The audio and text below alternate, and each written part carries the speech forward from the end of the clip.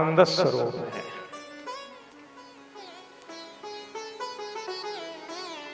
सत क्रियात्मक होता है, सत्य स्वरूप है। सत चित, चित ज्ञाने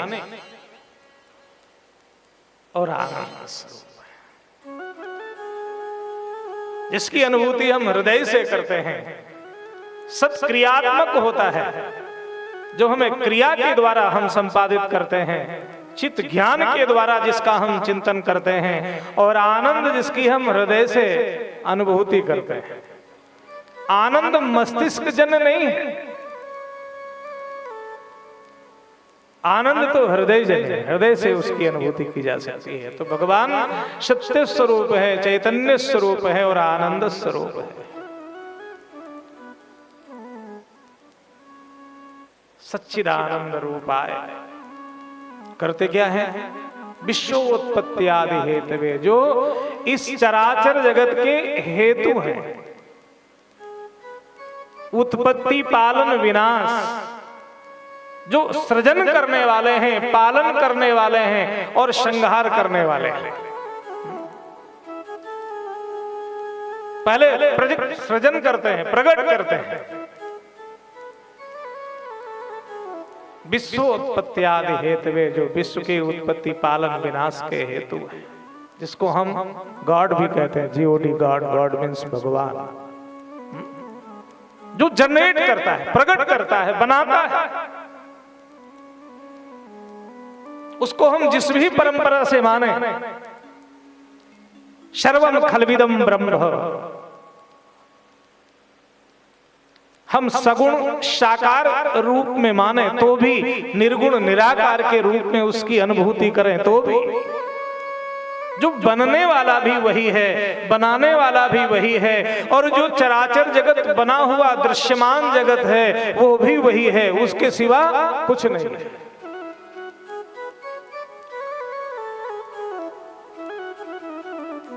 जो जगत बना हुआ तुम्हें दिख रहा, हरिरेव जगत जगदेव हरि, ये उसी का सगुण विराट स्वरूप है, जो हमें दिखाई पड़ रहा है। तो इसको बनाया किसने?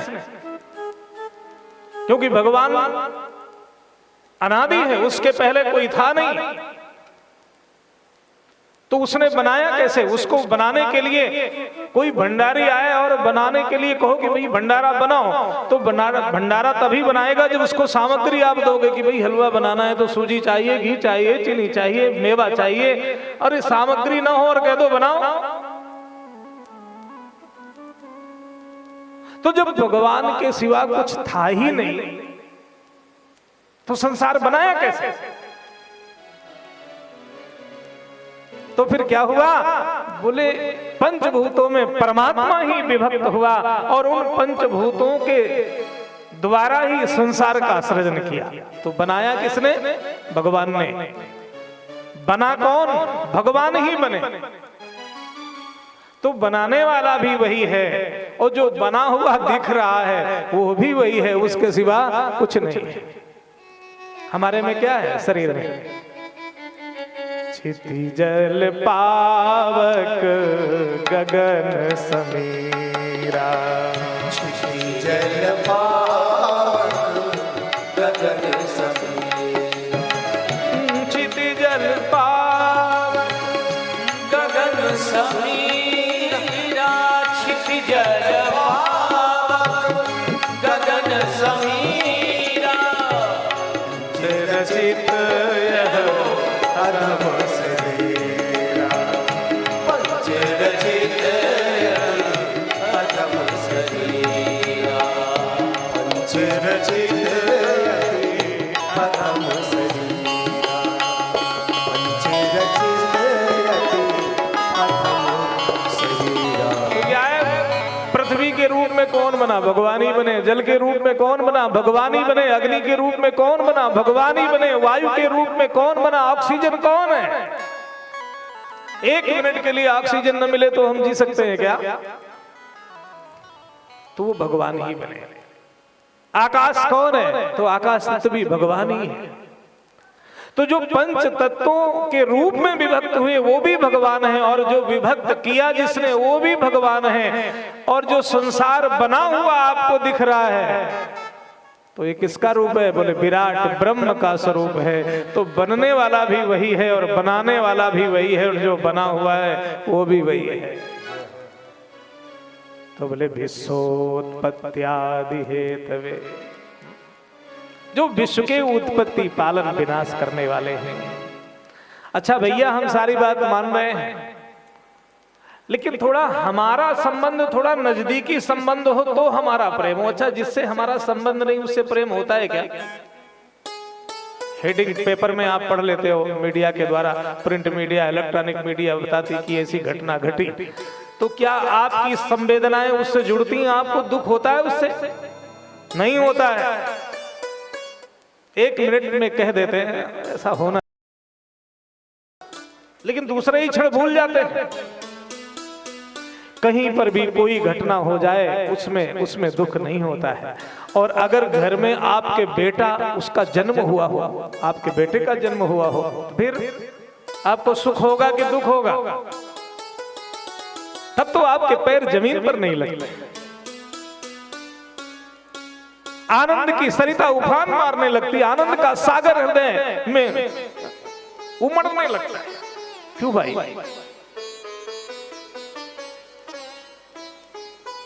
हवाई जहाज गिर गया, इतने मर गए, तब तो आपको कोई दुख नहीं हुआ। एक पैदा हो गया तो आप खुश हो गए, इतने के मरने के बाद कोई दुख नहीं, और एक के जन्म में इतना, तब आप कहोगे जो मर गए उनसे हमारा संबंध नहीं था, लेकिन जो पैदा हुआ है उससे हमारा संबंध है।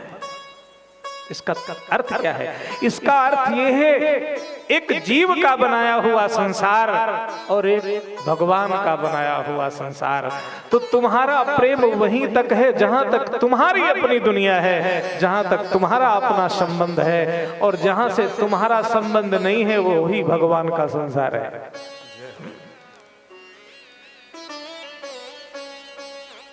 तो यावदयस्यैव संबंधो ममत्वं तावदेव ही, जहां तक जिसका संबंध है वहीं तक उसका ममत्व है। वेद हमें उपदेश करते हैं, शास्त्र और पुराण हमारे गुरु हमसे कहते हैं सब में भगवान को देखो, सब में भगवत दर्शन करने लगूं, क्योंकि सिय राम में सब जग जानी, तब करऊं प्रणाम जोरि जुग पानी। सब में भगवान का दर्शन करने लग जाऊं तो कभी दुख होगा क्या? कभी किसी से ईर्ष्या होगी? कभी हम किसी का अपमान करेंगे क्या? कभी किसी से नफरत होगी क्या? क्योंकि उसमें भी तो भगवान ही है, इसमें भी भगवान है। और जब हमारे अंदर ईर्ष्या का भाव नहीं रहेगा, द्वेष का भाव नहीं रहेगा, नफरत नहीं रहेगी, तो क्या बचेगा? सिर्फ प्रेम। तो हम सब में प्रेम करने लग जाएंगे, और जब सब में प्रेम हमारा होगा तो क्या होगा? वही प्रेम स्वरूप परमात्मा मानो हमारे हृदय मंदिर में प्रकट हो जाएगा। और जब परमात्मा हृदय मंदिर में प्रकट हो जाए तो दुख होगा क्या? नहीं। और वो नहीं है तो क्या होगा? बोले तो तीन ताप हैं जो हमें सता रहे हैं संसार में, हम सब दुखी। हाँ, ये मत सोचना कि ये तो अशोक नगर है इसमें शोक नहीं होगा। हाँ? नाम है अशोक नगर, अशोक वाटिका में भी सीता को दुख होता है, ये अशोक नगर है।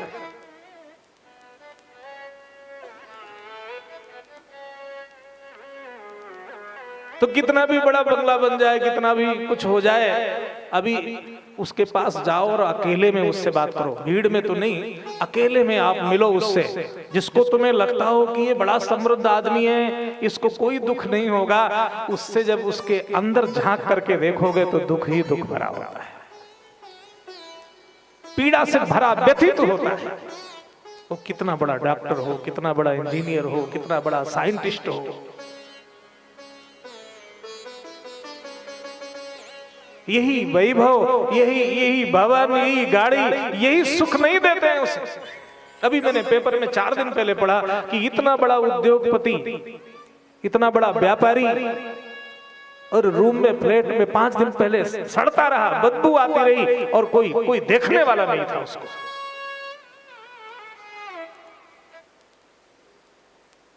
पैसा उसका सहायक बना क्या? उसका वैभव साथ आया क्या? साम्राज्य वैराग्य तब तक है जब तक आप चकाचक दिखते हैं।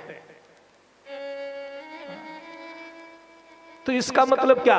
आपका प्रवचन सुनूं और संसार छोड़कर भाग जाऊं? नहीं, मैं तो सिर्फ आपको सावधान करने आया हूं। आप इस संसार में रहते हुए भी इसकी वास्तविकता को समझकर जियो। मैं तो सिर्फ इतना कहना चाहता हूं। तो भगवान की ओर कौन ले जाता है? बोले भैया, ये संसार के जो दुख हैं, तापत्रय, 3 ताप हैं। ताप माने दुख, ताप माने दुख, तापत्रय। ये 3 प्रकार के दुख हैं। कैसे आते हैं, कब आते हैं भैया? दैहिक, दैविक, भौतिक ताप। दैहिक दैविक भौतिक ताप। दैहिक दैविक भौतिक ताप। दैहिक दैविक भौतिक ताप। दैहिक दैविक भौतिक ताप। दैहिक दैविक भौतिक ताप। राम राज ललिता मुनि प्यारा। राम राज काहुई नहीं। तो ये 3 प्रकार से आते हैं। एक दैहिक ताप, दैहिक माने देह जन्य ताप, जो हमारा शरीर है, ये बॉडी, ये देह है। तो इसमें पीड़ा है, कभी गठिया, कभी हाइपरटेंशन, बीपी, शुगर, कुछ भी हो सकता है और कभी भी हो सकता है। तो इससे हम पीड़ित रहते हैं। अब शायद ही कोई मिलेगा जिसके शरीर में कुछ न कुछ आपको मिल न जाए। उससे बात करोगे तो तुमको फिर नाना प्रकार के दुख बताएगा। ऐसा हो रहा है महाराज, कुछ पूछो नहीं। ये मुझे तो इतने साल की यात्रा में आज तक कोई नहीं मिला जिसने कहा हो कि मैं आनंद में हूं महाराज, मुझे कोई कष्ट नहीं है। तो किसी को दैहिक ताप, देहान अनध कृत भूतौ असौसा आदि दैहिका, तो दैहिक ताप होता है। दूसरा है भौतिक ताप। भूतान अनधिकृत भूतौ असौसा आदि भौतिक।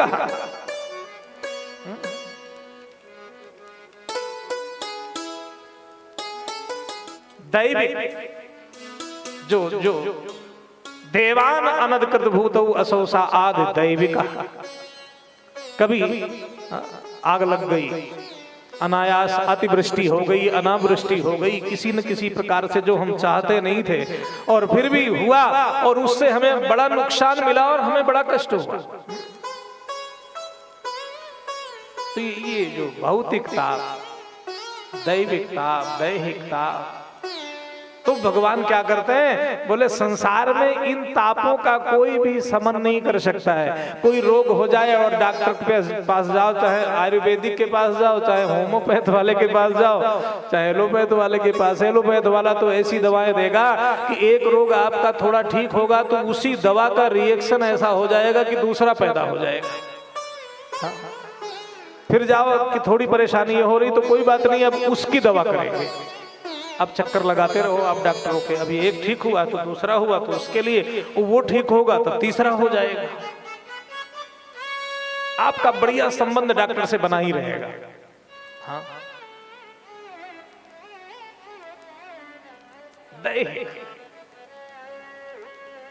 कभी मतलब गैस्ट्रिक हो गई, बोले एलोपैथ खाया, महाराज गैस बन रही, फूल रहा है। हाँ? दैहिक, तो उससे हम पीड़ित हैं। अच्छा, दवा से रोग निवृत्ति होती है क्या? बोले महाराज लगता तो है, इसीलिए हम जाते हैं। तो समझना यह है कि जब तक तुम रोग का इलाज करते रहोगे तब तक दवा कभी बंद नहीं होगी। और जिस दिन ये समझकर इलाज करोगे कि आखिर रोग हुआ क्यों, ये रोग हुआ तो इसका कारण क्या है, जिस दिन कारण का इलाज होने लगेगा और डॉक्टर कारण ढूंढ करके इलाज करना शुरू करेंगे तो समस्याओं का समाधान हो जाएगा। हम कारण का इलाज कहां करते हैं? डॉक्टरों का भी तो ऐसे ही चल रहा है। एक डॉक्टर साहब थे, वो बेटे से उसको भी पढ़ाया, MBBS वो सब कराया, वो पैसा खर्च करके विदेश में पढ़ाया। वो जब आया तो बोले कि अब अच्छा हुआ तुम हॉस्पिटल संभाल लोगे, मैं 1 महीने के लिए अमेरिका जा रहा हूँ, घूम करके आता हूँ। डॉक्टर लोग अमेरिका बहुत जाते हैं, कनाडा भी जाते हैं और बहुत जगह जाते हैं, क्योंकि कंपनियां इनको जाने के लिए सारी व्यवस्थाएं करती रहती हैं। क्योंकि कंपनियां कहती हैं ये मेरी दवाओं को आप ठीक तरीके से मार्केट में, तो तुम्हारे लिए ये पैकेज है। हाँ, फिर आप कितना भी कहो हमारे बगल में मेडिकल स्टोर है और वहां ये दवा नहीं मिलती है, तो नहीं मिलेगी, क्योंकि वो दवा वहीं मिलेगी जहां उनका अपना मेडिकल होगा। तो डॉक्टर साहब के बेटे ने कहा, पिताजी आप चिंता मत करो, अब तो मैं पढ़ के आ गया हूँ, अब मैं सब अच्छी तरीके से देखता हूँ, आप जाइए। 1 महीने के लिए चले गए और इधर बेटे ने बड़ी तन्मयता के साथ मरीजों की सेवा की और दवा की। 1 महीने में तो पूरा हॉस्पिटल चंगा हो गया, पूरा बेड खाली, मरीज घर गए। डॉक्टर साहब जब अमेरिका से वापस आए और हॉस्पिटल गए तो देखा सन्नाटा। बेटा बड़ा खुश हुआ, बोले पिताजी जिनको आप कई महीने से दवा दे रहे थे, 6-6 महीने 8-8 महीने हुआ, वो नहीं ठीक हुए, 1 महीने के इलाज में आपके बेटे ने पूरे हॉस्पिटल के मरीजों को ठीक कर दिया। तो डॉक्टर साहब तो खड़े खड़े सूख गए, बोले तुझे क्या लगता है हम ठीक नहीं कर सकते थे? लेकिन अगर हम ठीक कर देते तो तू अमेरिका में पढ़ाई कर पाता। तो जो डॉक्टरेट करके आया है वहां से, इतनी मोटी मोटी फीस जो जमा हुई है,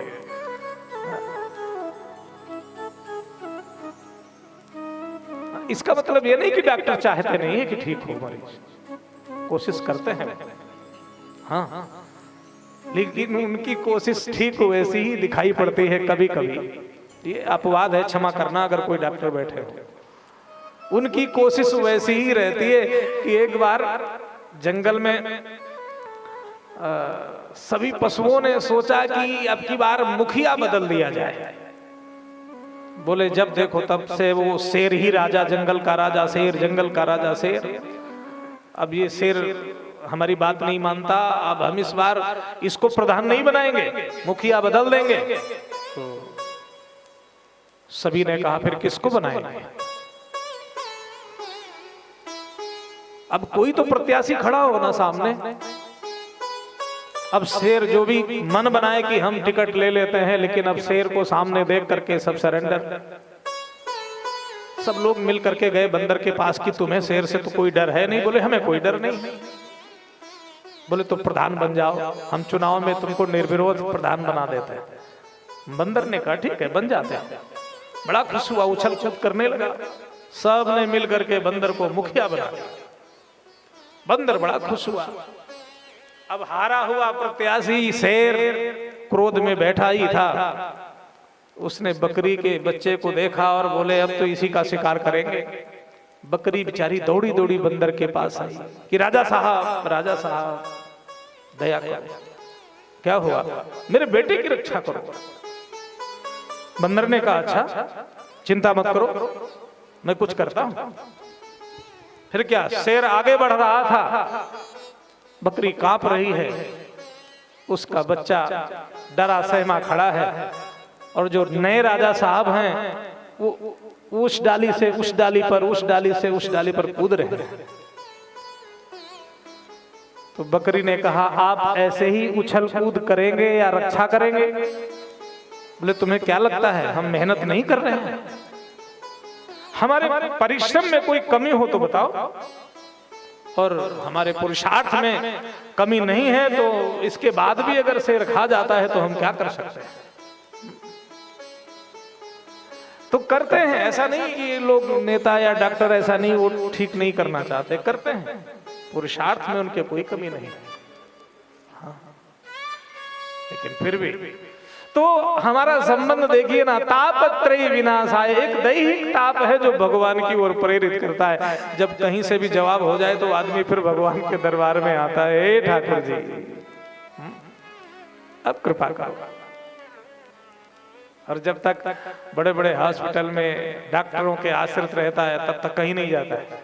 फिर जब डॉक्टर भी कह देते हैं आप भगवान से प्रार्थना करो, हम तो अपना काम कर रहे हैं, तब भगवान के दरबार में जाता है।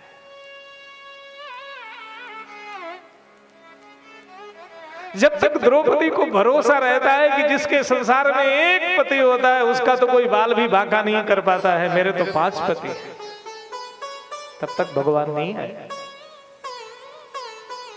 जब तक द्रौपदी को भरोसा है कि कोई कुछ बोले न बोले लेकिन पितामह भीष्म तो हमारी रक्षा जरूर करेंगे, हमारे बड़े हैं, गुरु द्रोणाचार्य तो सबके गुरु हैं, गुरु कृपाचार्य तो कुल गुरु हैं, तब तक भगवान नहीं है।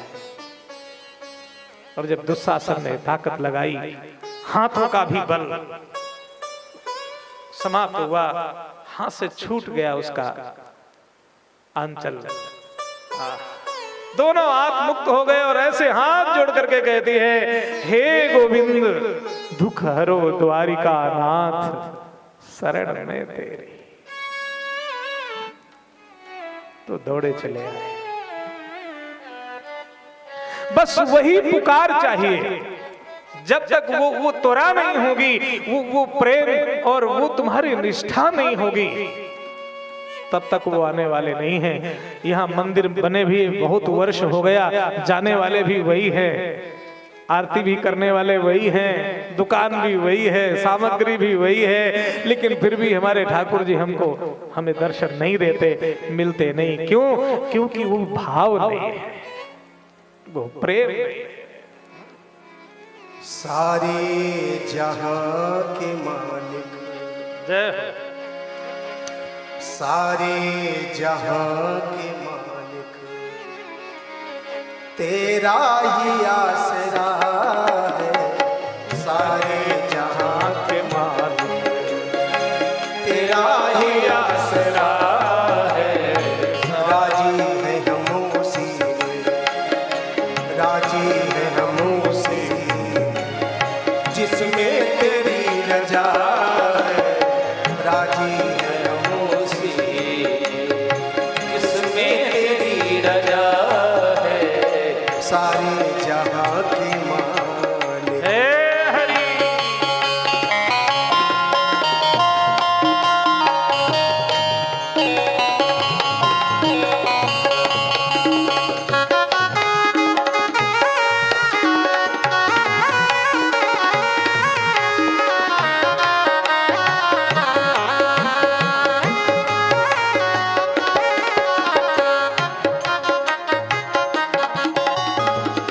क्या बताएं तुमको, सब कुछ तुम्हें खबर है। हम क्या बताएं तुमको, सब कुछ तुम्हें खबर है। हम क्या बताएं तुमको, सब कुछ तुम्हें खबर है। हम क्या बताएं तुमको, सब कुछ तुम्हें खबर है।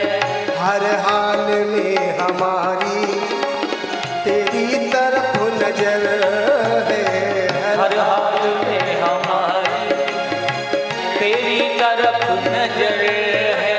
किस्मत वो है हमारी, किस्मत है वो हमारी जो तेरा फैसला है। सारे जहां के मालिक, तेरा ही आसरा है। सारे जहां के मालिक, तेरा ही आसरा है। राजी है हम उसी में, राजी हम उसी में, वो राजी है हम उसी में राजी है हम उसी में जिसमें तेरी रजा है। सारे जहां के मालिक, तेरा ही आसरा है। सारे सारे जहां के मालिक, तेरा ही आसरा आसरा है। सारे जहां के मालिक,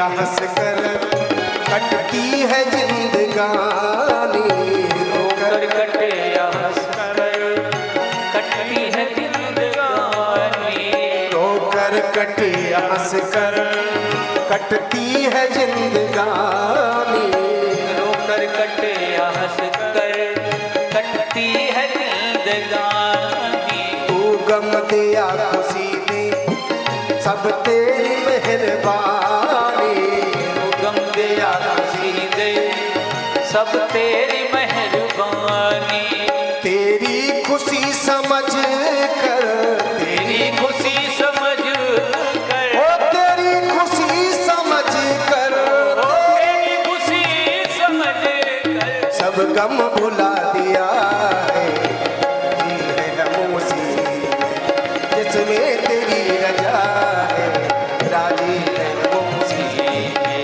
जिसमें तेरी रजा है।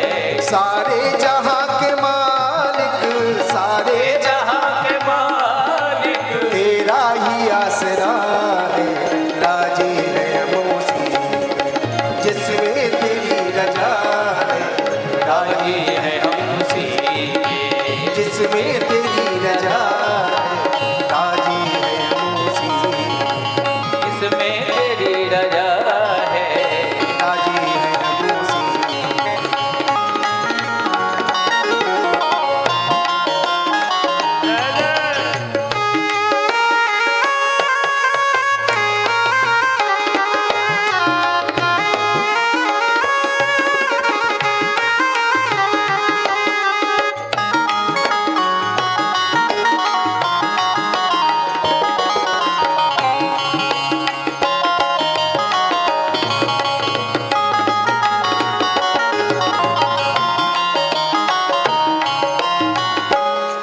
हो दुनिया बना के मालिक जाने कहाँ छिपा है,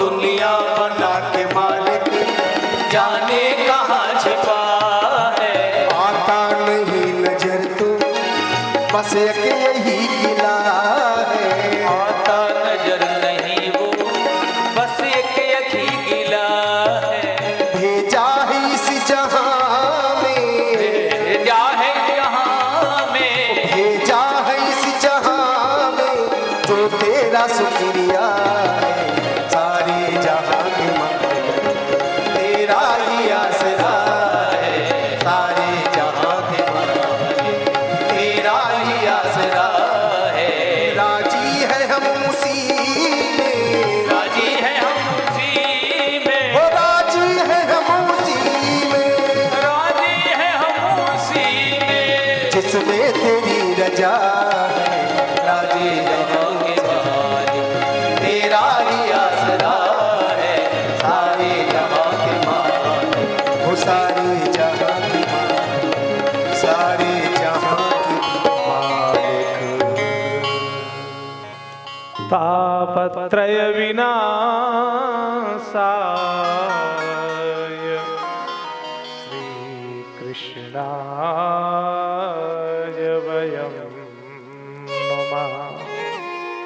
जो तीनों ताप का समन करने वाले हैं, दैहिक दैविक भौतिक, तीनों तापों का जो समन करने वाले हैं, ऐसे भगवान ब्रजेंद्र नंदन श्याम सुंदर श्री कृष्णाय, श्रिया सहिता कृष्ण श्री कृष्ण। हम वैष्णव हैं, हमारी युगल सरकार की पूजा है, तो अकेले कृष्णाय नहीं, किसी ने कहा केवल कृष्णाय, बोले नहीं, श्री कृष्णाय, श्रिया सहिता कृष्ण श्री कृष्ण। तो वो केवल राधा जी, बोले नहीं नहीं, श्रीश्च श्रीश्च श्रीश्च, अनंत श्री लगा दो। भगवान की 16,108 महारानियां हैं, सबको जोड़ करके श्री कृष्णाय वयम नमः, राधा या सहिताय कृष्णाय वयम नमः, लक्ष्मी सहिताय श्री कृष्णाय वयम नमः। हम सब भगवान के श्री चरण कमलों में प्रणाम करते हैं। तो भगवंत की वंदना की, मंगलाचरण है। और दूसरे श्लोक में उन्होंने संत की वंदना की। पहले भगवंत की वंदना और फिर संत की वंदना करते हैं। यं प्रव्रजन्तमनुपेत मपेत कृत्यम् द्वैपायनो विरह कातरया जुहाव पुत्रेति तन्मयतया तरवोभिनेदुः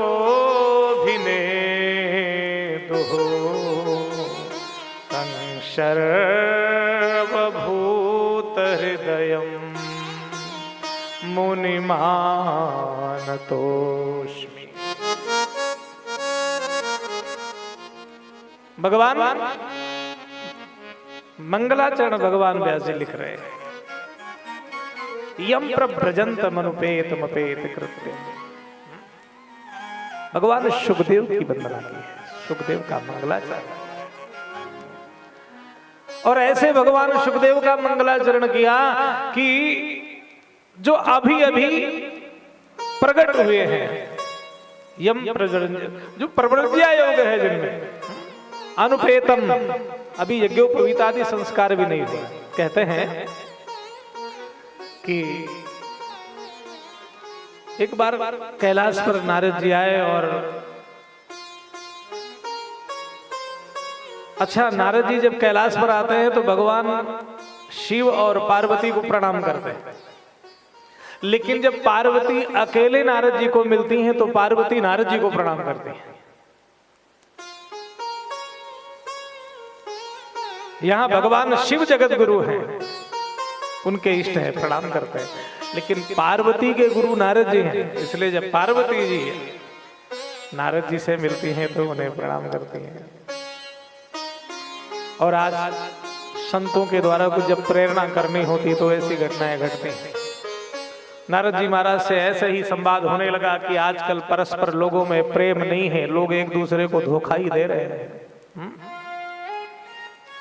आपने घर में जाकर के कहा थोड़ा 100 रुपए दीजिए, तो घर से माने घरवाली, हाँ? न ग्रहम ग्रहम इत्याहु गृहिणी ग्रह मुच्यते।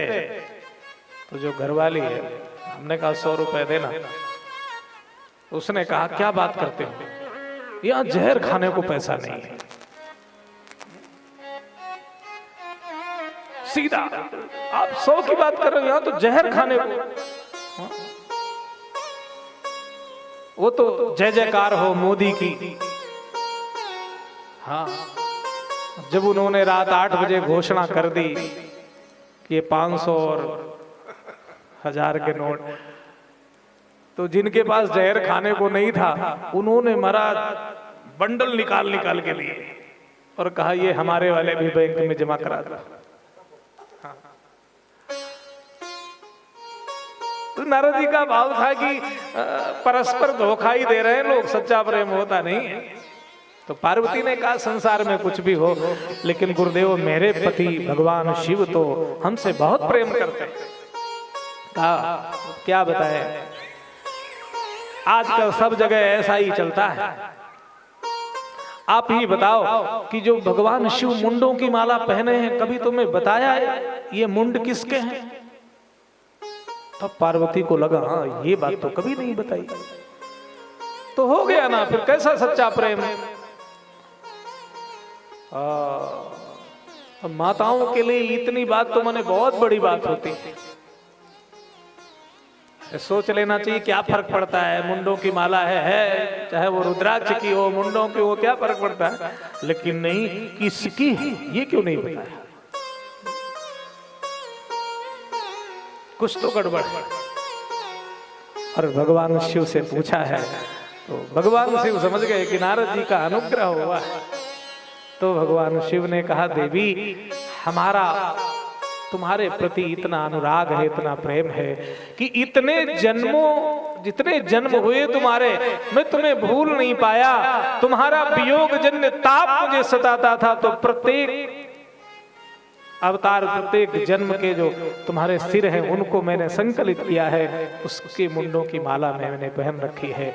उससे मुझे लगता है कि तुम मेरे ही पास सदा सदा रहे। ये तुम्हारे ही मुंड है, किसी और के नहीं। तब पार्वती को लगा सब मेरे ही हैं। हाँ, तुम मेरे इतने जन्म हो गए? बोले हाँ देवी, और आप वैसे के वैसे ही हो, पहले वाले। और मैं इतनी बार मेरा जन्म हुआ और मेरी मृत्यु हुई, तो आप कैसे जीवित रहते हो और मेरी मृत्यु बार बार क्यों होती है? तो कहा देवी, ये सब अमर कथा का प्रभाव है, तो मुझे भी अमर कथा सुननी है। और संत कहते हैं कि भगवती पार्वती ने हट किया कि मुझे भी सुनना है। भगवान शिव एकांत में गए हैं निर्जन में, और सतरजतम 3 ताड़ी बजाई तो वहां के पशु पक्षी सब हट गए, और एकांत में भगवती पार्वती को वो दिव्यतम कथा का रसास्वादन कराना आरंभ किया। और एक वही सुखपिंड पड़ा हुआ था तोते का, उसमें प्राण का संचार हुआ। भगवती को निद्रा आ गई, क्योंकि कथा में नींद आती है। हाँ, वो आज तो मैं आपसे बात नहीं करूंगा, लेकिन कल से मुझे बताने की जरूरत नहीं है कि आती है कि नहीं। आप पास पड़ोस में देख लीजिएगा। एक माताजी से हमने कहा कि माताजी, आपने खूब बढ़िया 2.5 घंटे आपने ध्यान समाधि में कथा सुनी। कहा नहीं महाराज जी, हम तो कथा का चिंतन कर रहे थे। हाँ, बोले हम तो बस आंख बंद करके जहां आपकी कथा शुरू होती वहीं चिंतन शुरू हो जाता है हमारा। तो जब कथा होती है तो कथा एक गुलाब के पुष्पों की ऐसी सेज है कि नींद आई जाती है। कांटों की सैया पर किसको नींद आती है? भगवती को निद्रा आ गई, और जो सुख है वो जागृत हो गया, प्राण का संचार हुआ। और सुख का गुण होता है कि जैसा सुनता है वैसा ही सीख लेता है। तोते का प्रभाव होता है, तोते को जैसा रटाया जाए वैसा ही रट लेता है, वैसा ही सीख लेता है। अब तो भगवती पार्वती, क्योंकि कथा 2 प्रकार की होती है, एक होती है बूझने वाली और एक होती है सुनने वाली। हुंकार भरनी, एक में हाँ भरनी होती है। हमारे अब तो घरों में भी वो संस्कार कहाँ रहे, बाबा दादी एक साथ कहाँ रहते, सब एकाकी लोग रहने लगे। नहीं तो दादी सुनाया करती थी, पोते को गोद में बिठा करके कथाएं सुनाती थी, बच्चे को बाबा सुनाते रहते थे। वो संस्कार जो मिलते थे वो जो घर से ही मिलते थे। तो हुंकार जैसे पार्वती जी भर रही थी, ऐसे ही तोता वो हुंकार भरने लगा। और महाराज भगवान की कथा समापन की ओर, उत्तरार्ध की ओर धीरे धीरे पहुंची है। तब जाग गई और कहने लगी, महाराज भगवान के जन्म की उत्सव की कथा आपने बढ़िया जन्मोत्सव सुनाया, और उसके आगे क्या हुआ वो मैं नहीं सुन पाई, मुझे नींद आ गई। तो भगवान शिव को लगा फिर हुंकार कौन भर रहा था, बिल्कुल तुम्हारे जैसी आवाज। तो कहते हैं बाहर देखा तो वो सुख बैठा हुआ है। भगवान शिव को लगा कथा सुनना दोष नहीं है, लेकिन चोरी से कथा सुनना ठीक नहीं है। इसका यही अपराध है कि चोरी से सुन रहा है। तुम्हारा त्रिशूल को आदेश दिया, अब तुम्हारा सुख मारे डर के भगा वहां से, सब जगह जा जा करके घूम रहा है प्राणों की रक्षा के लिए। अंतिम में भगवान व्यास जी के आश्रम में गया। भगवती जो व्यास की पत्नी है, बस उन्हें जमाई होती है, और उन्हीं के मुख में प्रविष्ट हुआ और गर्भस्थ हो गया। भगवान शिव ढूंढ रहे हैं अपराधी कहाँ है, अपराधी कहाँ है। भगवान व्यास जी ने पूछा क्या हुआ, आप सुबह सुबह इतनी जल्दी यहाँ आ गए कैलाश से? तो कहा नहीं, एक अंतरराष्ट्रीय कथा चोरी इधर आया हुआ है। क्या हुआ, आपके कैलाश से ऐसा क्या चुरा के लाया? कैलाश में ऐसा क्या है चोरी करने वाला? वहां भांग धतूरा ऐसा, सांप बिच्छू ऐसा क्या चोरी जैसा है आपके कैलाश पर जो चुरा के ले आया? कपड़े आप पहनते नहीं हो, बागंबर ही आपका वस्त्र है। तब पूरी घटना को सुनाया, अमर कथा सुन लिया है उसने। तो भगवान व्यास जी मुस्कुरा के कहने लगे, जब आप जानते हो अमर कथा जो सुनता है वो अमर हो जाता है, फिर आप मारने के लिए क्यों घूम रहे हो? आपकी कथा उसने सुनी, वो अमर हो गया, अब आप उसे कैसे दंड देंगे? तो भगवान शिव कहते हैं समाधि में सब कुछ देख लिया और वहीं आशीर्वाद दिया सुख को, और वहां से कैलाश ले आए। अब सुखदेव जी 1-2 वर्ष नहीं 12 वर्ष तक अपनी मां के गर्भ में रहे। तो यहां पर मां कह रही है, पिता कह रहे हैं, हे शुक तुम जन्म ले लो, बाहर आओ, तुम्हारी मां को कष्ट हो रहा है। लेकिन अंदर से आवाज आ रही है, पर तात बाहर नहीं मैं आऊंगा, गर्भ में रह के हरि गुण गाऊंगा। बाहर नहीं मैं जाऊंगा, हरि गुण गाऊंगा। बाहर नहीं मैं आऊंगा, रह के हरि गुण गाऊंगा। बाहर नहीं मैं आऊंगा, हरि गुण गाऊंगा।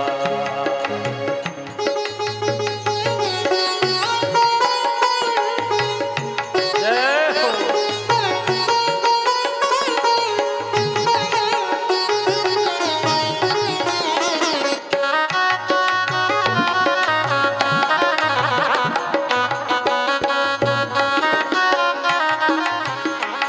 बाहर क्यों नहीं आओगे? क्योंकि संसार में जो आता है भगवान की माया उसको बांध लेते हैं, भगवान की माया में व्यामोहित हो जाता है। मैं अरु मोर तोर ते माया, मैं मोर तोर ते माया, मोर तोर ते माया, जय बस कीन है जीवन काया, जय बस कीन्हे जीवन काया, जय बस कीन है जीवन काया। तात बाहर बहुत दुख पाऊंगा, मैं रह के हरि गुण। तात बाहर बहुत दुख पाऊंगा, गर्भ में रह के हरि गुण गाऊंगा। तात बाहर बहुत दुख पाऊंगा, गर्भ में हरि गुण गाऊंगा।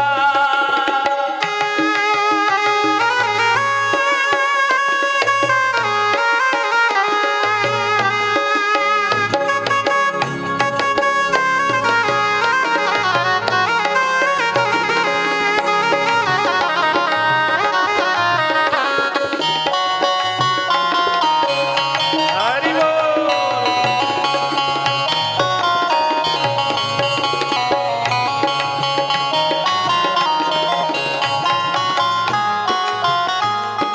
तो आज 12 वर्ष तक गर्भ में रहे, और अंदर से सुखदेव जी कहते हैं कि स्वयं भगवान आकर के हमें आश्वासन दें कि मेरा जन्म हो और उनकी माया मुझे व्यामोहित ना करे। स्वयं ठाकुर जी भगवान कृष्ण प्रकट होकर के कहते हैं, तुम्हें अभय है, तुम प्रकट हो जाओ, हमारी माया तुम्हारे दूर दूर तक और तुम्हारे पास नहीं आएगी। भगवान स्वयं अभी जन्म नहीं हुआ और उसको आशीर्वाद दे रहे हो, सोचिए कितना भाग्यवान है ये जातक। तो भगवान सुखदेव जी प्रकट हुए और प्रकट होते ही सब कुछ त्याग दिया। अब कोई कह सकता है अभी जो जन्मा हुआ है उसके पास है ही क्या जो त्याग दिया? तो बेटे के लिए संसार में सबसे बड़ा त्याग उसकी मां का त्याग होता है। मां का त्याग बहुत मुश्किल है। साम्राज्य वैराग्य का त्याग हो सकता है, लेकिन मां का त्याग तो बहुत मुश्किल है, बहुत कठिन है। लेकिन भगवान शुकदेव मां को प्रणाम करते हैं, पिता को नमन करते हैं।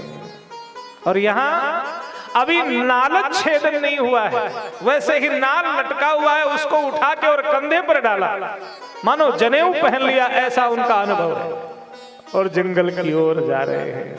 अरे ये महाराज दिव्य है, इनमें कोई विकार नहीं है कि उन्हें सफाई और उन्हें संस्कार की जरूरत हो। पिता ने कहा भी कि अभी तुम संस्कृत नहीं हुए हो, अभी तुम्हारा संस्कार होगा। जब तक यज्ञोपवीत आदि संस्कार न हो जाए तब तक साधना करने का अधिकार नहीं मिलता है। तो भगवान शुकदेव कहते हैं कि जो विकृत है उसे संस्कृत होने की जरूरत है, और जिसमें कोई विकार ही न हो तो उसे किसी संस्कार की आवश्यकता नहीं है। अरे वस्त्र पहले से ही स्वच्छ हो तो उसे साफ करने की क्या जरूरत है। यं प्रव्रजन्त मनुपेतमपेत कृत्यं द्वैपायनो विरह कातरया जुहाव। आगे आगे भगवान शुकदेव जी जा रहे हैं और पीछे से पिता भगवान व्यास, हा पुत्र हा पुत्र हा पुत्र क्षणम विरम्य, एक क्षण रुक जाओ, एक क्षण रुक जाओ। पुत्रेति तन्मयतया तरवोभिनेदुः।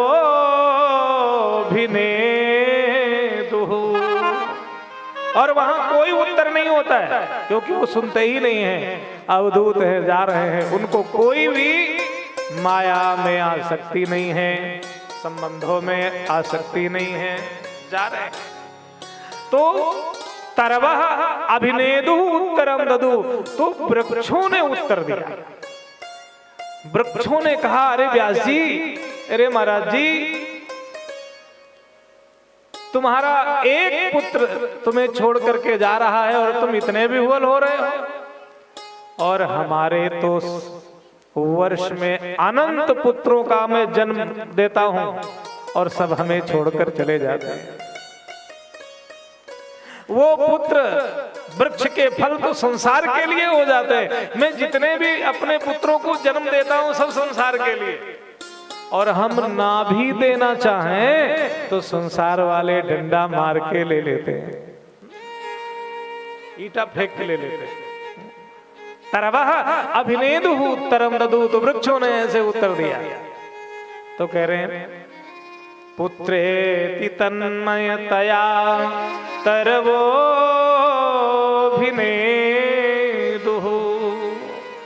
तं सर्वभूत हृदयं मुनिमानतोस्मि, मुनिम आनतोस्मि। ऐसे परम वीतरागी परम त्यागी भगवान शुकदेव को हम आनतोस्मि, मैं प्रणाम करता हूं।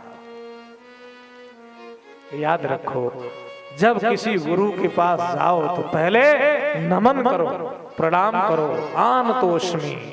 जब तक नमन नहीं आएगा तब तक आप पात्र नहीं बनोगे, तो गुरुदेव के द्वारा निस्सरित जो भी दिव्य उपदेश है उसको आप कभी ग्रहण नहीं कर पाओगे, वो आपको लगेगा ही, उसमें निष्ठा नहीं होगी।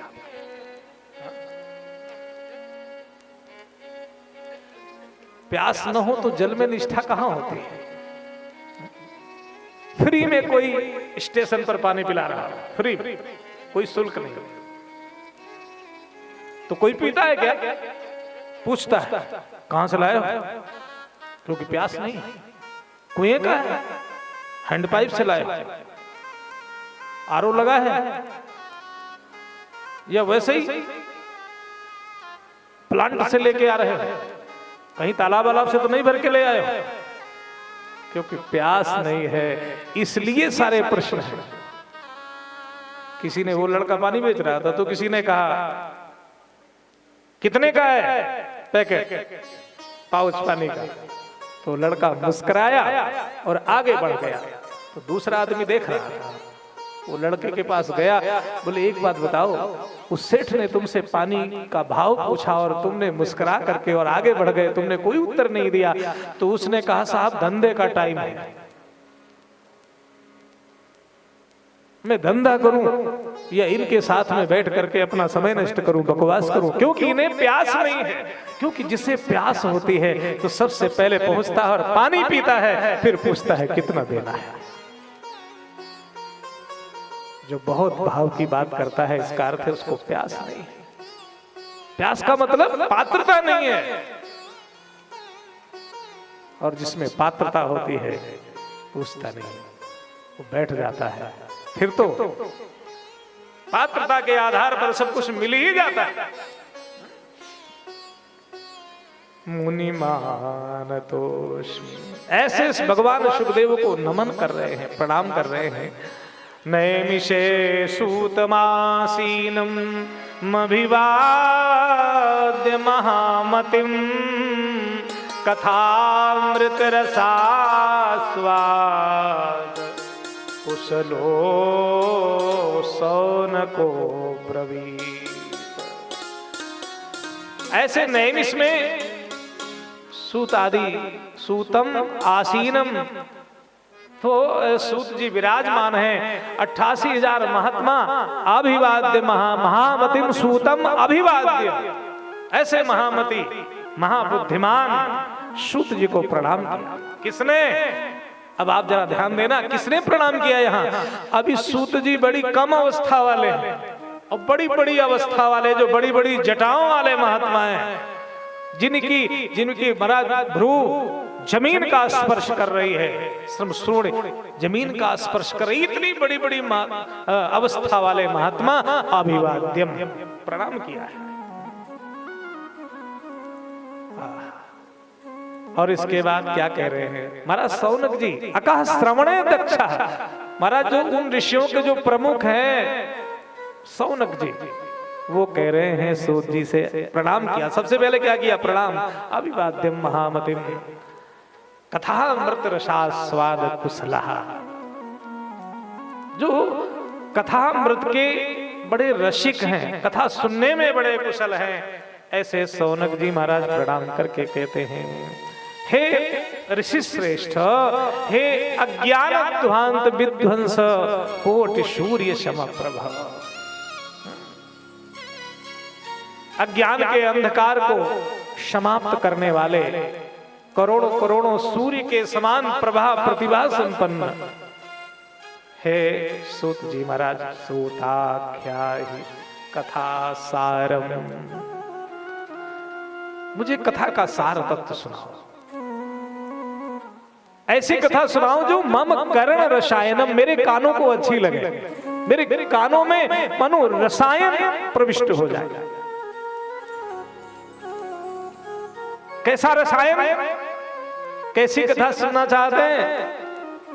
तो बोले रस रूप परमात्मा की कथा सुनना चाहते हैं। उपनिषदकार कहते हैं रसो वै सः किम कृष्णः इत्यर्थः रामः इत्यर्थः। राम और कृष्ण की दिव्यतम कथा, रस रूप परमात्मा ही है, संसार में दूसरा कोई और रस नहीं है। सारे रस बेकार फीके, एक रस है जो रस स्वरूप परमात्मा है, रसरो ईशः। और ऐसी कथा से जिससे भक्ति ज्ञान का संवर्धन हो, वैराग्य का संवर्धन हो, विवेक का संवर्धन हो, माया मोह आदि से व्यक्ति निश्चित रूप से दूर हो जाए, विरक्त हो जाए, ऐसी कथा सुनाओ। क्योंकि वैष्णवी क्रियते कथम, माया मोह आदि से जो निराश व्यक्ति हैं वो क्या करें? वो केवल और केवल भगवत कथा से ही आश्वस्त हो सकते हैं और उसमें ही आनंदित हो सकते हैं। ये प्रश्न है। इस संसार में घोर कलिकाल में प्रायो जीवश्चाधुर्तान्वितः, आसुरी भावापन्न हो गए हैं, तो उसकी शुद्धि के लिए, उसके शोधन के लिए सबसे बढ़िया उपाय तो भगवत कथा ही है। कोई ऐसा साधन बताओ महाराज भगवान मिले तो, लेकिन सत्सुद मिल जाए। कृष्ण प्राप्ति करम सत्सुद साधनम तद बदादुना। सत्सुद साधनम बद। ऐसा नहीं कि भगवान मिले और चले गए। ऐसा साधन बताओ जो हमेशा सदा सर्वदा भगवान हमें मिल जाए। एक मिलना वो होता है, मान लो स्वप्न में ही किसी को आप मिले और जागृत होते हुए स्वप्न टूटा, फिर दूर हो गए। अथवा तो क्षण मात्र के लिए किसी से मिले, फिर कभी नहीं मिले। ऐसे कितने सारे लोग हैं जीवन में, एक बार मिले 2 सेकंड के लिए, दोबारा फिर दर्शन नहीं हुआ। हमें भी ऐसा दर्शन नहीं चाहिए। हमें तो ऐसा दर्शन चाहिए हमेशा हमेशा सदा सर्वदा भगवान हमें हमारे पास रहे। अच्छा, हम सब जो है सुख तो चाहते हैं, लेकिन जब पूछो सुख किससे चाहते हो, तो सुख संसार से चाहते हैं। अब सुख भी सदा सर्वदा चाहते हैं। अगर संसार ही सदा सर्वदा रहने वाला नहीं है, तो संसार से प्राप्त सुख सदा सर्वदा कहां से रहेगा? हम जिससे भी सुख चाहते हैं, जब गंभीरता से विचार करोगे तो वो सदा सर्वदा रहने वाले साधन नहीं है। इस संसार में सदा सर्वदा रहने वाला केवल एक ही है, वो परमात्मा है। तो जब भगवान से हम इस प्रकार से अनुराग रखेंगे, क्योंकि वो बिना अनुराग के मिलते नहीं हैं, इसलिए उनसे तो अनुराग होना ही होगा, तभी वो मिलेंगे। गोस्वामी जी कहते हैं, मिलहि न रघुपति बिन अनुराग, मिलहि न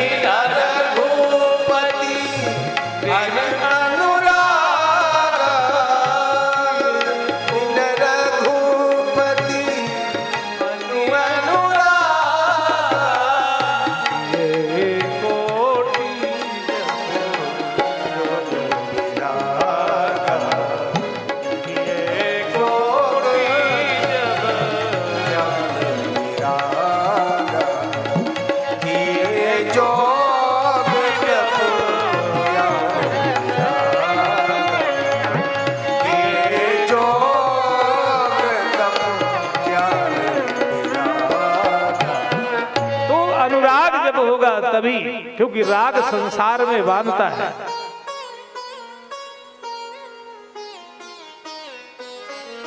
भगवान में अनुराग चाहिए। राग संसारियों के प्रति होता है, अनुराग भगवान के प्रति होता है। तो कह रहे हैं, कृष्ण प्राप्ति पर करम सस्वत साधनम तद बदाधुना। कहा यहां संसार में अगर देखा जाए तो एक चिंतामणि होती है, उसका नाम ही चिंतामणि। कहते हैं चिंतामणि जिसके पास होती है वो जीवन की सारी चिंताएं हर लेती है। चिंतामणिर्लोक सुखम सुरद्रुह कल्प संपदम। चिंतामणि अगर हमें प्राप्त हो जाए तो जीवन की सारी चिंताएं समाप्त हो जाती हैं। और जो स्वर्ग का वृक्ष है, कल्प वृक्ष जिसको हम कहते हैं, कल्प वृक्ष हमें मिल जाए तो जैसी आपकी कल्पना हो वो सब आपको प्रदान कर दे। कल्प वृक्ष से जो मांगो सब दे।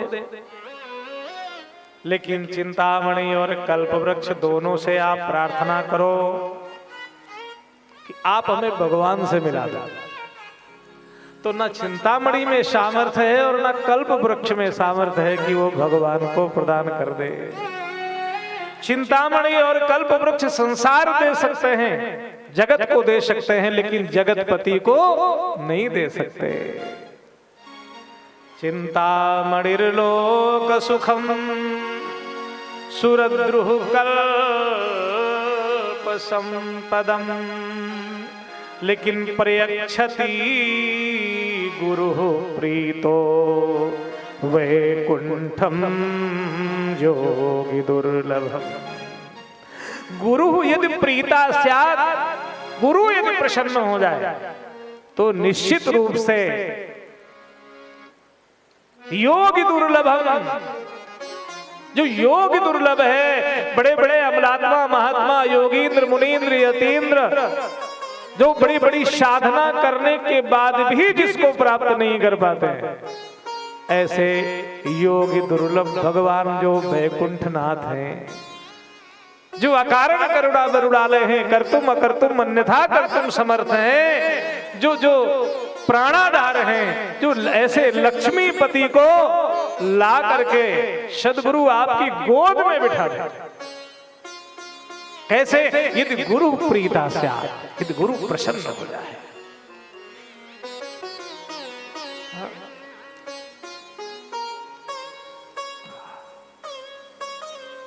प्रयच्छति गुरु प्रीतो वैकुंठम योगी दुर्लभ। ऐसे सदगुरु प्रसन्न हो जाए तो भगवान, तो सदगुरु तब प्रसन्न होगा जब आप में पात्रता होगी और आप सही रूप से उसकी वो शरणागत होंगे। अब गुरु से ही आप लंबी चौड़ी ज्ञान की बातें बखान करने लग जाओ, आपको है तो अक्षर से गतिर्नास्ति, आपको ज्ञान तो एक अक्षर का नहीं है, बातें आप विद्वानों जैसी करने लग जाओ, आपको उसका मूल भी पता नहीं है, मूलो नास्ति कुतो शाखा, तो आप फिर कैसे अपेक्षा कर सकते हो कि गुरु आप पर प्रसन्न होकर के और वो गुह्यतम ज्ञान जो साधना से स्वाध्याय से प्राप्त हुआ है वो आपको दे देगा। उसके लिए पहले पात्रता हो और फिर आप तद्विधिम प्रणिपातेन परिप्रश्नेन सेवया, पहले आप प्रणिपात हो जाओ, पहले आप शरणागत हो जाओ, तो प्रसन्न हो करके आपके भाव को देख करके प्रयच्छति गुरु, निश्चित रूप से वो आपको देगा। तो आज भगवान सौनक आदि ऋषियों से सूत जी ने ऐसी दिव्यतम बात को सुनाया, कथा को सुनाया है। तो कहते हैं सावधानतया श्रवण, जब कभी कोई बात गंभीर बात होती है तो कहते हैं सावधान होकर के सुनो, सावधान हो। यानी ये इतने सस्ती बात नहीं है कि कैसे भी आप सुन लो, सावधान, क्योंकि जब तक कोई सावधान होकर नहीं सुनता तो सुन करके भी नहीं सुनता है, क्योंकि वो लेवल से ऊपर जाती है, 5 मिनट बाद सब कुछ भूलता है और फिर कहता है कौन सी कथा सुना रहे थे। हाँ, वो पता नहीं, मैंने सुना किसी के द्वारा कि कहीं स्वामी राजेश्वरानंद जी शायद सुना रहे थे कि वो कहीं कथा कर रहे थे और वो श्रोता सुनता भी रहा और बाद में आखिरी समापन वाले दिन आया, बोले महाराज बड़ा आनंद आया, बड़ी अच्छी कथा हुई, लेकिन हम ये नहीं समझ पाए कि राम राक्षस थे कि रावण राक्षस था। हाँ। तो उन्होंने मत्थे पर हाथ मारा, बोले न राम राक्षस थे न रावण राक्षस था, राक्षस तो मैं हूं जो तुमको समझा नहीं पाया। मैंने ऐसे अपात्र को सुनाया ही क्यों?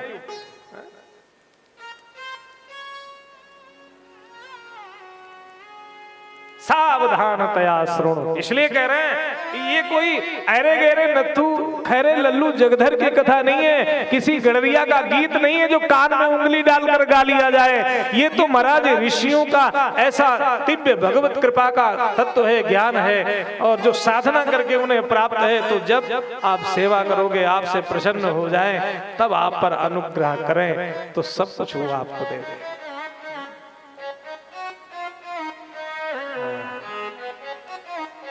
तो शरणागत होना चाहिए, सही गुरु मिल जाए और गुरु के शरण में आप ऐसे जाओ, करें मुझे आप जैसा गुरु मिला हुआ है। अच्छा, एक बात और भी है, जब किसी से हमें कुछ चाहिए तो उसकी थोड़ा प्रशंसा तो करनी पड़ती है, उससे हमें चाहिए भी और हम प्रशंसा भी ना करें। ये भगवान की स्तुति, देवताओं की स्तुति गाते हुए क्या है? आपने ये किया, आपके दरवाजे से कभी कोई खाली नहीं गया, अंधा आया तो उसको आंखें मिल गई, तो फिर क्या क्या हुआ माता जी के दरबार में, ऐसी ऐसी स्तुति गाते हो, ये क्या है? यही है, ये उनको प्रसन्न करने का एक प्रशंसा का स्तोत्र है, प्रशंसा हम उनकी करते हैं कि आप मेरे ऊपर भी कृपा करो, आपने सब पर कृपा की। अब देवताओं के सामने जा करके भी आप सीना फुला करके बैठ जाओ कि मुझे क्या करना, मैं तो बहुत धनाढ्य व्यक्ति हूँ, बने रहो आप त्रिलोकीनाथ, तो कुछ मिलेगा क्या? तो आज सौनकादि ऋषियों ने बड़ी प्रशंसा भी की है और इसलिए कह रहे हैं महाराज सूत जी प्रसन्न है, गदगद है। जब सही पात्र कोई मिल जाए तो कोई भी गुरु अपने हृदय में कुछ छिपाना ही नहीं चाहता है, सब कुछ उड़ेल देना चाहता है। एक ही क्लास में देखो ना, गुरु पढ़ाता है तो कोई आईएएस बन जाता है, तो कोई डॉक्टर बन जाता है, कोई इंजीनियर बन जाता है। गुरु तो वही है, पढ़ाने वाला तो वही है। अब उसमें क्या है कि जैसे वृष्टि का जल तो वही है, तो महाराज केले के अंदर गया तो कपूर बन गया, शीपी में गिर गया तो मोती बन गया, मिट्टी में गिरा तो भस्म हो गया, समाप्त हो गया।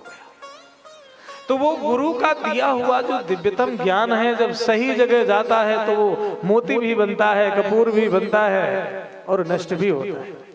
सामने वाला शिष्य कैसा है, प्रसन्न हो गए। भले तुम्हारी प्रसन्नता को देख करके मैं गदगद, जैसे आज तुम भाव से निवेदन कर रहे हो, ऐसे ही महाराज राजर्षि परीक्षित जब कथा सुनने बैठे तो देवता लोग अमृत कलश लेकर के आ गए। भगवान शुकदेव जी कथा सुनाने बैठे राजर्षि परीक्षित को, तो देवता लोग अमृत कलश लेकर के आ गए। शुकम नत्वा वदन सर्वे हैं कैसे स्वकार्य कुशलासुरा। देवता आ गए, अभी कथा शुरू भी नहीं हुई थी। अब महाराज सुखदेव जी ने राजर्षि परीक्षित को देखा और परीक्षित जी ने राजर्षि सुखदेव की ओर देखा कि इनको मैंने भी नहीं बुलाया। वो गुरु जी सोच रहे मैंने नहीं इनको बुलाया और चेला जी सोच रहे मैंने नहीं बुलाया, तो ये आ कैसे गए। वैसे देवताओं को तो बड़ा वाहन विसर्जन का ध्यान रहता है, बड़ी प्रार्थना करनी पड़ती है, तब आते। आज कैसे आए, क्यों आ गए? तो आगे वाले श्लोक में अर्धाली में कहते हैं स्वकार्य कुशलासुरा। ये जो स्वार्थी लोग होते हैं ये अपने स्वार्थ सिद्धि के लिए कहीं भी पहुंच जाते हैं, उनको बुलाओ अथवा ना बुलाओ। वो देखते हैं कि स्वार्थ की सिद्धि हमारी कहां से कैसे हो सकती है। अरे फिर तो महाराज ऐसे ऐसे साष्टांग होते हैं कि बस इससे बड़ा भक्त तो संसार में कोई है ही नहीं। तो क्या कह रहे हैं, प्रणाम किया और प्रणाम करके कह रहे हैं भगवान जब मैंने सुना कि परीक्षित जी को शाप हो गया है तो मैंने सोचा कि स्वर्ग में तो अमृत है, तो मैं राजर्षि परीक्षित को जी अमृत दे करके आऊं। इतना अच्छा राजा वो अमृत को प्राप्त करेगा, अमृत पी करके और उसको लाभ हो जाएगा, मृत्यु नहीं आएगी। भगवान शुकदेव सुनते रहे कि अभी तो इसका प्रवचन सुनना ही चाहिए। अच्छा ठीक है, आप प्रेम के साथ आए हैं, परमार्थ के लिए आए हैं, परीक्षित की जान बच जाए। बोले हाँ हम तो इसीलिए आए। फिर मन में सोचा कि ये वही देवता लोग हैं कि कद्रु वनिता का विवाद हुआ और स्वयं गरुड़ की मां बहुत दुखी थी अपनी सौतेली बहन से।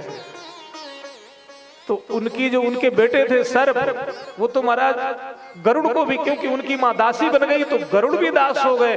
तो कभी कभी गरुड़ के कंधे पर सर्प बैठ करके कहते उड़ो मुझे लेकर के। अब बेचारे आकाश में लेके उड़ते थे, क्या करें, दास है। तो बहुत दुखी हुए गरुड़। तो उन्होंने मां से कहा मां इससे कैसे मुक्त हो पाऊंगा। बोले मुक्ति का एक ही साधन है, इनका संकल्प है कि मुझे अमृत ला करके स्वर्ग से दे दो तो हम दासित्व से मुक्त कर सकते हैं। गरुड़ ने कहा मां करूंगा, मैं कैसे भी करूंगा, आपके लिए करूंगा। और सीधे इंद्र के यहाँ पहुंचा। ये वही देवता जब गरुड़ इंद्र के यहाँ पहुंचे और अमृत कलश की याचना की तो इंद्र आदि देवता सब लड़ने के लिए तैयार हो गए, अमृत देने के लिए तैयार नहीं हुए। आज वही वहां भीषण युद्ध हुआ और गरुड़ जब सबको मारने लगे। तो फिर निर्णय हुआ कि ऐसे बात नहीं बनेगी, बोले अमृत आप लेकर के जाओ और उनको दो और हम फिर छिप करके आएंगे, इसके बाद वो अमृत कलश का हरण कर लेंगे। ऐसा ही हुआ है। तो आज भगवान सुखदेव सोच रहे हैं कि ये वही देवता है जो अमृत के लिए लड़ने के लिए तैयार हो गए, लेकिन आज स्वयं लेकर के आ गए। जब कोई आदमी बहुत ज्यादा आपकी चापलूसी करने लग जाए तो सावधान हो जाओ। हाँ, आदमी तो वही अच्छा होता है जिसका अंदर और बाहर एक जैसा ही हो। और ये जो बहुत चाटक नाटक करने वाले लोग होते हैं ना, वो बहुत अच्छे नहीं होते हैं। वो स्वकार्य को सलाह अपना काम बनाने के लिए करते हैं। तो यहाँ पर देवता लोग अमृत कलश लेकर के आए, लेकिन जब उनका ये हुआ कि एवं विनिमय जाते, मैं चाहता हूं कि जो आप कथा परीक्षित जी को सुनाना चाहते हो वो कथा आप हमको, हम देवताओं को सुना दो और अमृत उसके बदले में हम राजा परीक्षित को दे दे। तब कहते हैं धिक्कार, स्वार्थ प्रकट हो गया ना। क्वा कथा क्व सुधा लोके क्व काचः क्व मणिर् महान्। अरे कहां कांच कहां मणि, मणि और कांच की कोई तुलना नहीं है।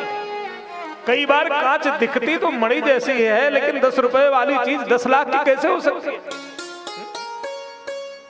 हर पीली वस्तु सोना नहीं होती। को काचा को मणिर महान। अरे कहां ये दिव्यतम कथा और कहां तुम्हारा स्वर्ग का अमृत।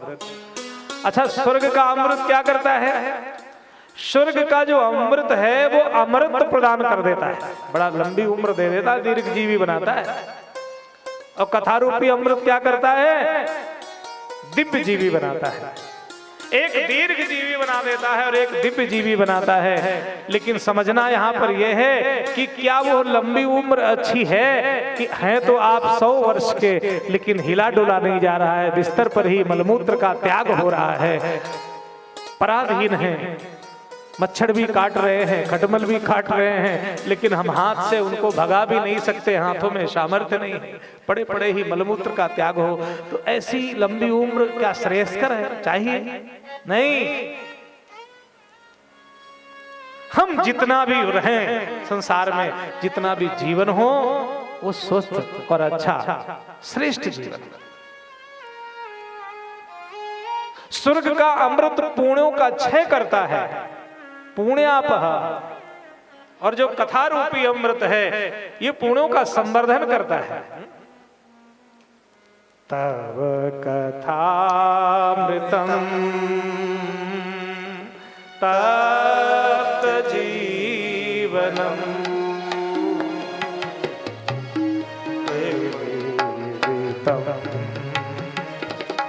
कल्मषा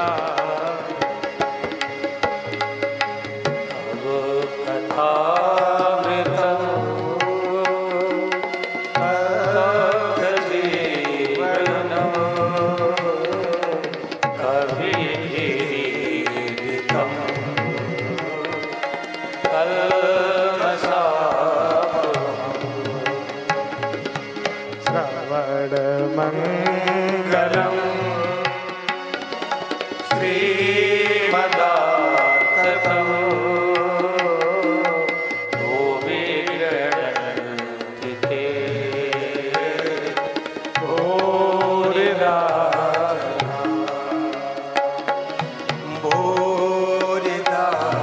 जना भूरिदा जना। तो ये जो स्वर्ग का अमृत है, जो देवताओं का अमृत है, ये पुण्यों का क्षय करता है, लेकिन कथा रूपी अमृत पुण्यों का संवर्धन करता है। एक दिव्य जीवी बनाता है, एक दीर्घ जीवी बनाता है, सब प्रकार से। अरे भाई, पुण्य रूपी पैसा जब तक आपके पास है तब तक आप यहाँ हो, स्वर्ग में रह सकते हो, अधिकार है। वीजा जब तक है आपके पास तब तक आप रहो, और वीजा एक्सपायर हुआ फिर क्या है? ऐसे नहीं आओगे तो रिपोर्ट कर दिए जाओगे, बैठाल करके बुक कर दिया जाएगा। अभी देखो कितने अमेरिका से भेजे गए, कितने पूर्ण रूपी पैसा, क्योंकि हर जगह का मुद्रा अलग अलग होती है ना। जैसे भारत में हो तो भारतीय मुद्रा है, अभी आप बैंकॉक चले जाओ तो वहां की मुद्रा अलग है। आप रूस चले जाओ तो वहां का रूबल अलग है, कहीं डॉलर है तो कहीं कुछ है, कहीं कुछ है, कहीं दिनार है, अलग अलग सब चीजें हैं। जिस कंट्री में, जिस देश में जाओ उसकी अपनी मुद्रा है। अगर आपको उस देश में जाना हो तो उसी मुद्रा को आपको कन्वर्ट करना पड़ेगा, अपनी मुद्रा जमा करनी पड़ेगी, वहां की लेनी पड़ेगी, तब आप मार्केट में जाओगे तो लेन देन कर पाओगे। ऐसे ही महाराज स्वर्ग जाना हो तो स्वर्ग की भी अपनी मुद्रा है, मृतलोक की अपनी मुद्रा है। तो वहां की मुद्रा तो महाराज पुण्य की मुद्रा है। जब तक पुण्य रूपी मुद्रा वहां रहेगी तब तक आपका खूब मार्केट, खूब लेन देन होगा। और जहां जेब खाली तो फिर आप इसी संसार में मृतलोक में आ जाओगे। सब प्रकार से कथा रूपी अमृत ही श्रेष्ठ है, जो पुण्यों का क्षय नहीं करता है, पुण्यों का संवर्धन करता है।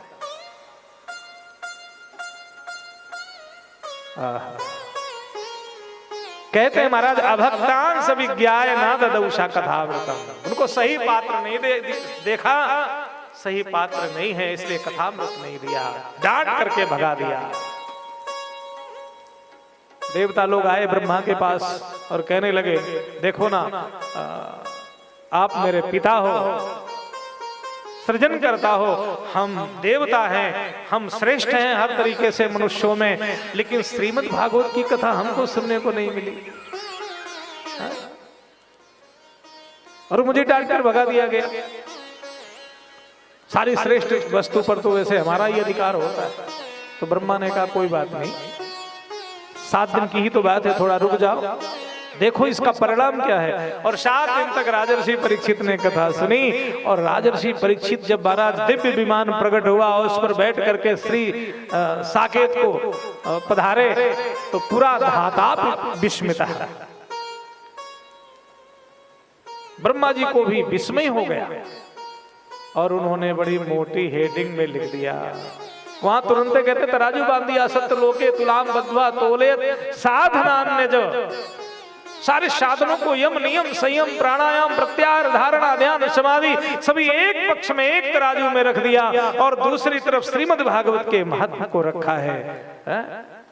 लघु नन्यानि जातानि गौरवेण इदम महत्। सारे साधन हल्के हो गए, श्रीमद् भागवत का पल्ला उठा ही नहीं।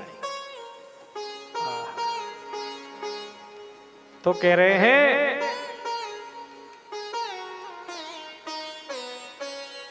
बड़ी मोटी उसमें रख दिया कि भैया ये देव दुर्लभ है, जो हम सबको ये सुलभ हो रहा है बड़े सहजता में। आयोजन तो महाराज माता जी कर रही हैं, व्यवस्था ममता आदि सब कर रहे हैं और हम सब केवल आनंद ले रहे हैं, और फिर भी हम समय से उपस्थित न हो तो ये हमारा दुर्भाग्य ही है, इसके सिवा कुछ नहीं। हमारा पाप ही हमको बैठने नहीं दे रहा है, ये आप समझ लो। हमें तो सिर्फ आनंद लेना। यहाँ तो गंगा यमुना सरस्वती तीनों ये त्रिवेणी प्रवाहित हो रही है, संगम है ये अमलतास होटल, ये स्थान 7 दिन के लिए तो महाराज ऐसा दिव्यतम हो गया है कि यहाँ जितना भी समय मिले आपको कथा में आप आओ, सुनो, आपका एक एक क्षण महत्वपूर्ण है। ये ईश्वर ने अनुग्रह किया है। अब तो महाराज श्रीमद् भागवत की महिमा का वर्णन किया करते हैं और कहते हैं महाराज ये सप्ताह विधि कब से प्रारंभ हुई उसका वर्णन किया। सूत जी ने कहा कि सप्ताह श्रवण विधि कुमारस्तस्य भाषितः, तो उसके विषय में कहते हैं कि एक बार की बात है कि लोक विग्रह मुक्तस्य नारदस्यास्थिरस्य च। श्री नारद जी महाराज वैसे तो एक क्षण गोदोहन मात्र ही रुकते हैं, सब जगह एक बराबर नहीं रुकते, लेकिन घूमते घूमते नारद जी संसार में आए हैं और एकदा ही विशालायाम चत्वार ऋषयो मलाह सत्संगार समायाता ददृशुस्त नारदम।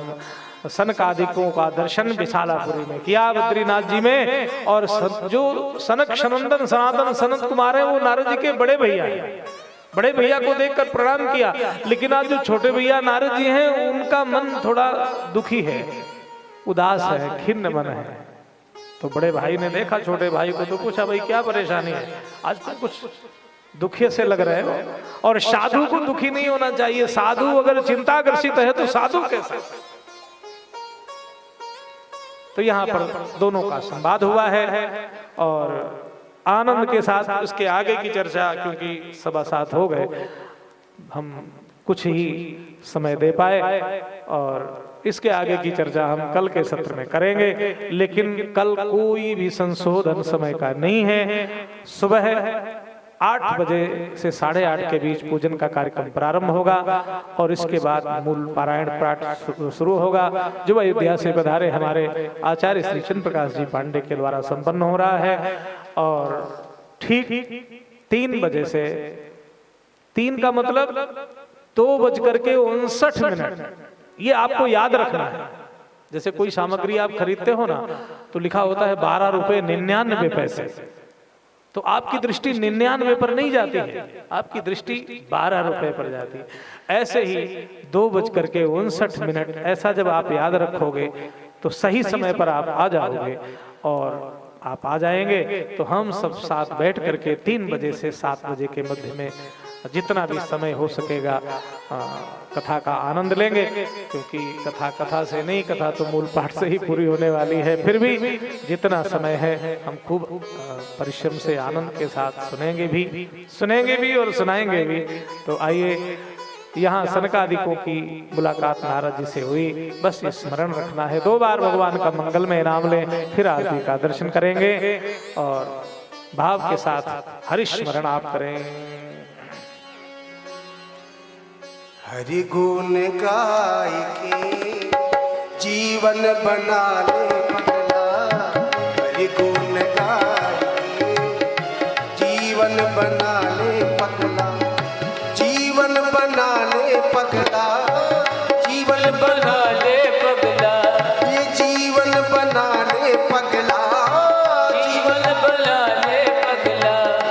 हरि गुण गाय के जीवन बना ले पगला, हरि गुण गाय के जीवन बना ले पगला।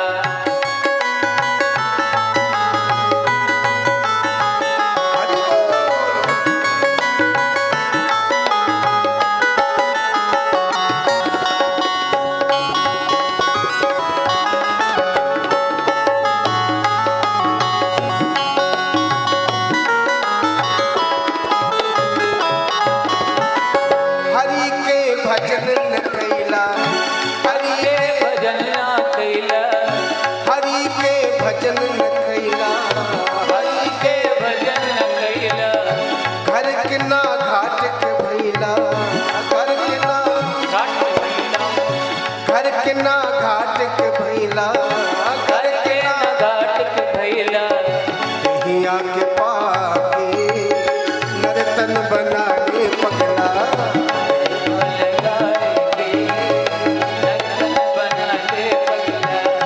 हरि गुण गाय के जीवन बना ले पगला। हरि बोल गाय के जीवन बना ले पगला।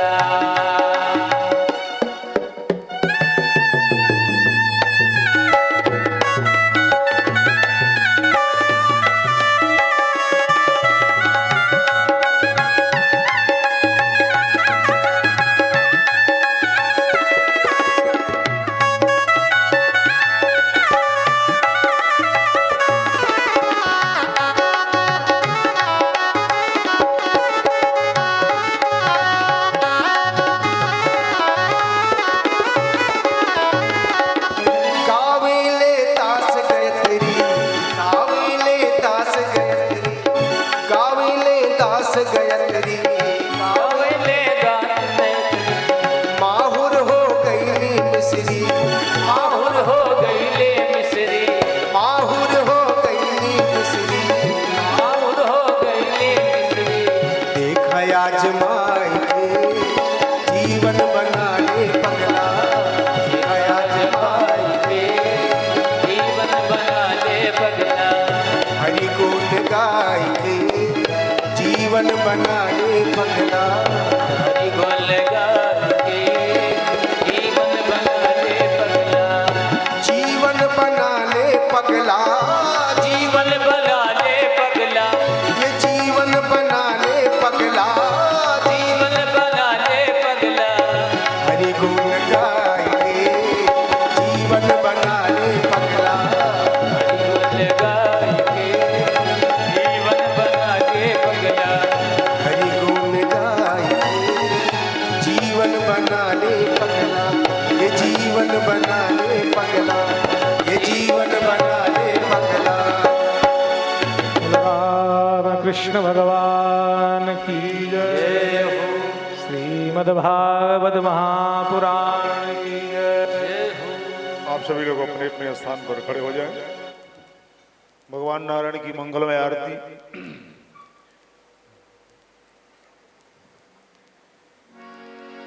हरि ओम ज्वालालिन्यै नमः रत्नेश्वर्यै नमः।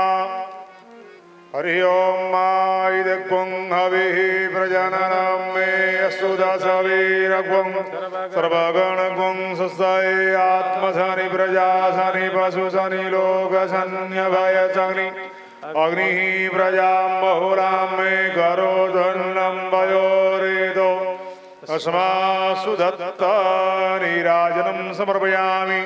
श्रीपुराणपुरुषोत्तमाय नमः।